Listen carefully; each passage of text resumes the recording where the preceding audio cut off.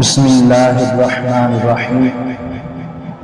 پارہ نمبر 2 سورہ بقرہ آیت نمبر 217 ہے۔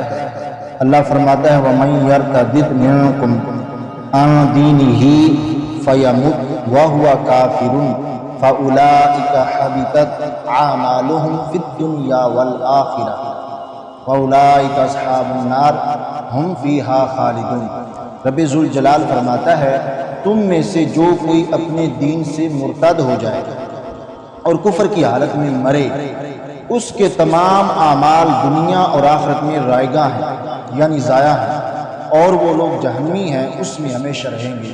رب ذوالجلال نے فرمایا کہ جب تم مسلمان ہو گئے تم نے میرا اور میرے رسول حضرت محمد مصطفیٰ صلی اللہ علیہ وآلہ وسلم کا کلمہ شریف پڑھ لیا، تم نے جو ضروریات دین میں سے ہیں ساری چیزیں تم نے ضروری سمجھا، تم نے آسمانی کتب پر ایمان رکھا، تم نے فرشتوں پر ایمان رکھا، مرنے کے بعد زندہ ہونے پر ایمان رکھا، خیر اور شر من جانب اللہ اس پر ایمان رکھا، تم نے توحید و رسالت پر ایمان رکھا۔